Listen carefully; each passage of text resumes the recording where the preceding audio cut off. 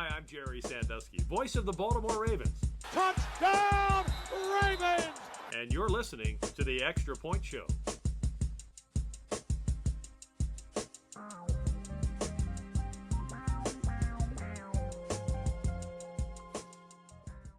Welcome back to the Extra Point Show, everybody. I'm Vasilios. Thank you so much for being here today. We have another primetime affair for the Baltimore Ravens coming up tomorrow night at the release of this podcast, anyway. And it's against the Detroit Lions. We know how tough this looks on paper. Could be a shootout. To help me break that down here today, Jennifer Hammond from Fox 2 in Detroit. Jennifer, thank you so much for being here today. Hey, my pleasure, Vasilios. Thanks for having me. Absolutely. And I guess off the rip, what are your main points? What are you looking for in this game? What stands out most to you? Well, obviously, as you mentioned, I mean, you said shootout, and it very well could be that. We've got two of the top three scoring offenses through the first 2 weeks of the season. I believe that Baltimore's averaging 40.5 points in their first two games. The Lions close behind at 32.5. It's going to be interesting to see, though. I think a lot of the onus is going to be on the Detroit defense to try to figure out how to slow, not stop, the two-headed monster of Derrick Henry and Lamar Jackson. Jackson has been absolutely superb for whatever reason against the NFC, 26-4 in 30 appearances against the NFC. So the Lions need look no further than that game back in 2023 when they got their butts kicked, in Baltimore on the road.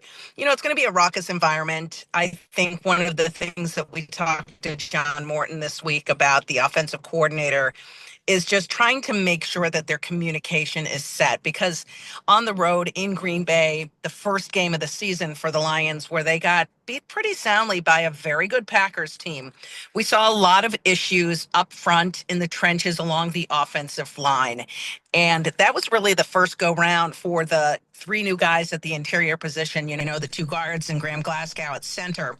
So they've got a game under their belts. They played very well in that area at home last week against the Chicago Bears, but it was quiet, right? You're at home, you've got the big board that says offensive work.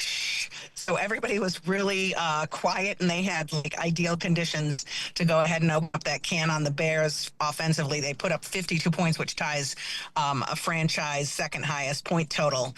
So it'll be interesting to see what if any communication problems resurface, shall we say, with the Lions offensive front on the road at Baltimore, and especially against a really good defense that has a lot of really big-time players in the front seven.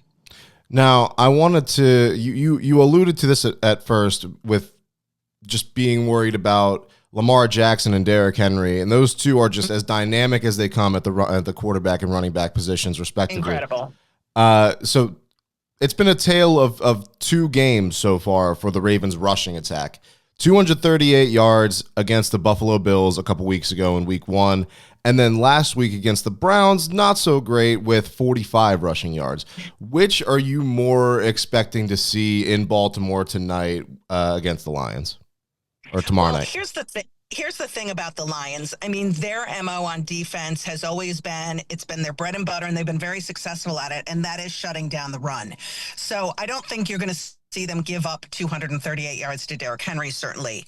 But at the same time, what happens, as you know, from watching the Ravens over the years, is that as they did last week, even though Henry only had 45 yards, Lamar says, things aren't going well for you today in the run game. Let me take over. And he finds a way and just starts chucking the ball. 4 TDs, 41 points against the Browns. I mean, no run game, no problem. So I think for the Lions, they've got to be concerned with, what do you pick your poison, right? It's kind of like same monster, two faces. You've got to know how to contain, keep the edge on Lamar. I mean, when he starts running, that's when you see a lot of bad things happen. And the Lions typically in the past have been really prone to giving up big plays against mobile and running quarterbacks. Alec Anzalone did a pretty darn good job last week containing Caleb Williams, but at the same time, he is no Lamar Jackson, doesn't run the same.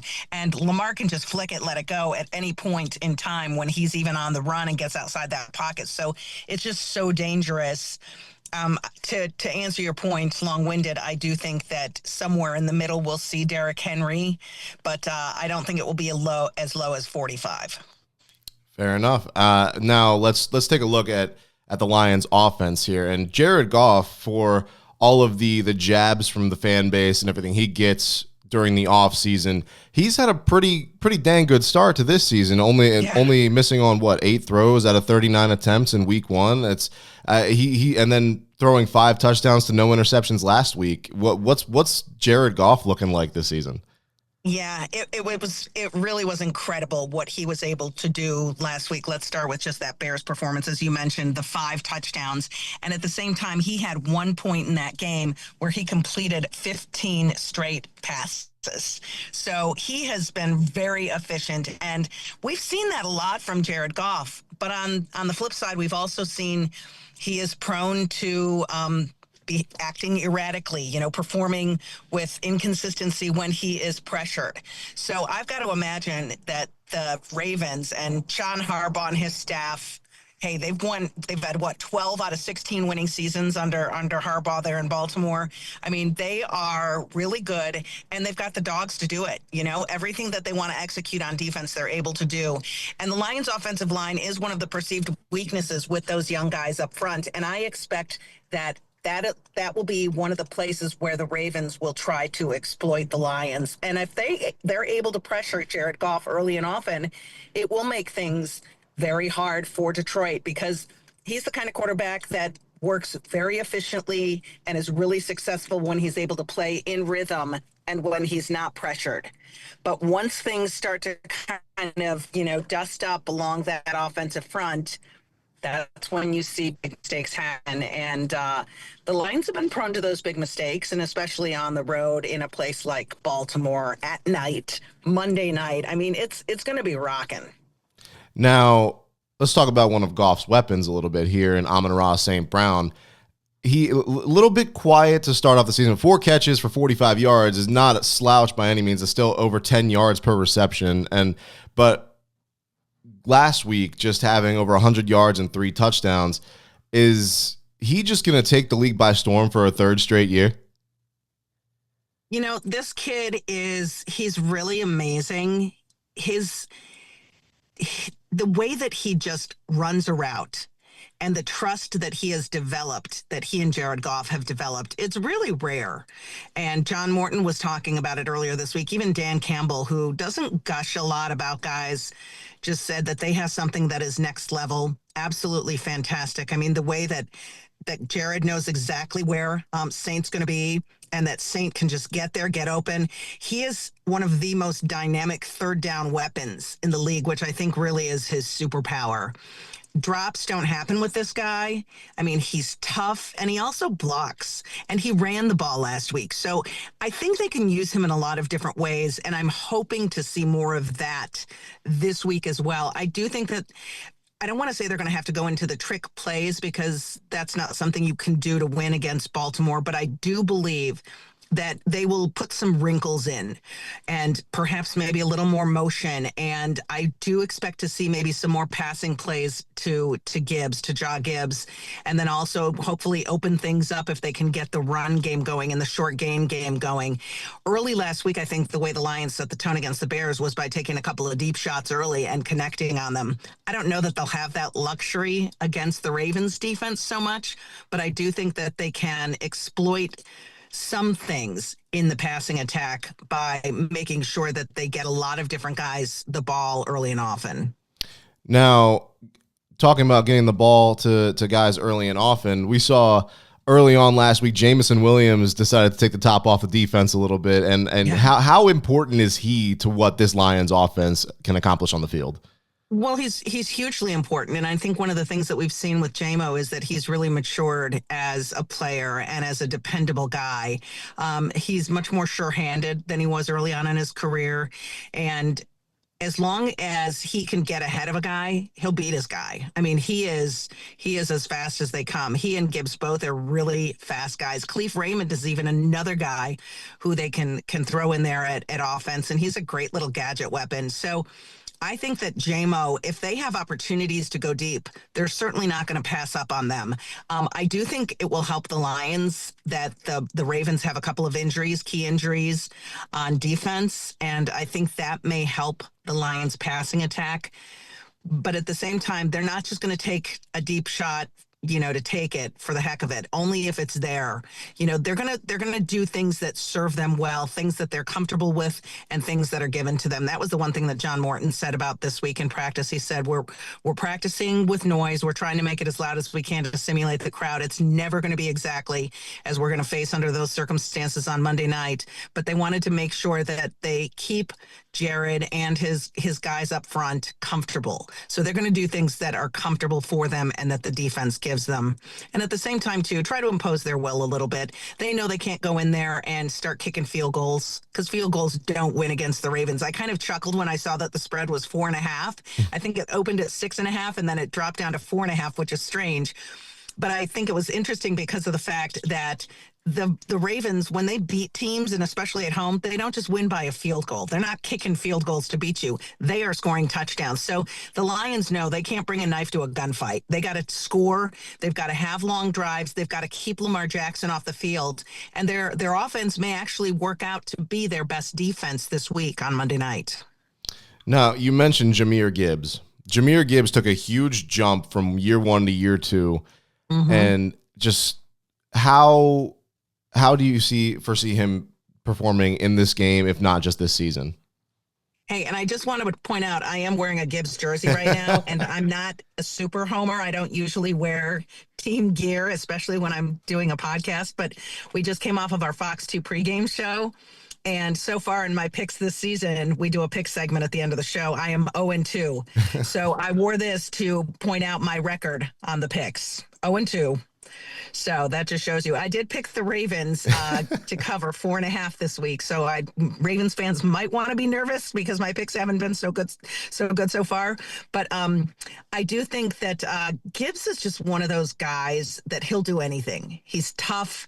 His availability, has been one of his superpowers. And also, I think it's really amazing how they've been able to switch and change him up with David Montgomery. You never know which one you're going to get out there. And they are both really dependable runners.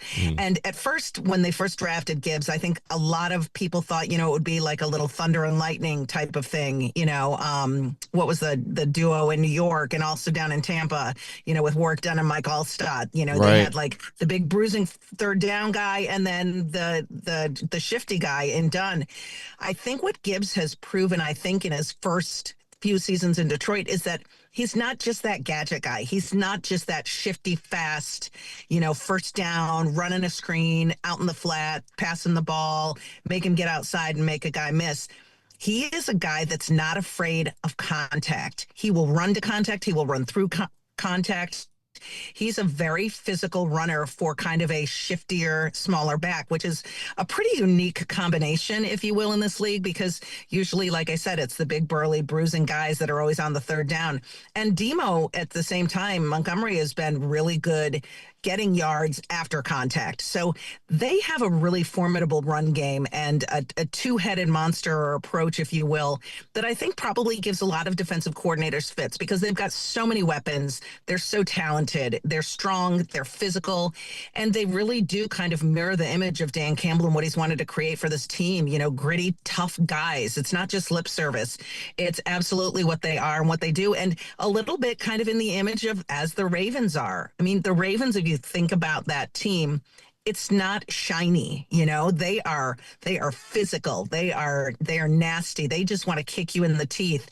And I think that the Lions are kind of taking this on as a challenge of, hey, we are that team too. And we want to show it, especially to the world on Monday night. You guys have 4 straight games against AFC opponents. This one might be the toughest one here because the Browns are coming up next week, and then the Bengals, Joe Burrow-less Bengals. Joe Burrow. Exactly. Right. You still And have to then deal at with Jamar Kansas City. Chase. Yeah. And at Kansas City, which is a place that no longer scares the Lions. They've gone there. They've won there on the biggest stages. Yeah, this is a tough one. This is one the Lions really, really want to have. I do know that. At the same time, I will say last week was a must-win game. Knowing that this Baltimore game was coming up, they had to win that one, especially coming off of that beatdown in Green Bay.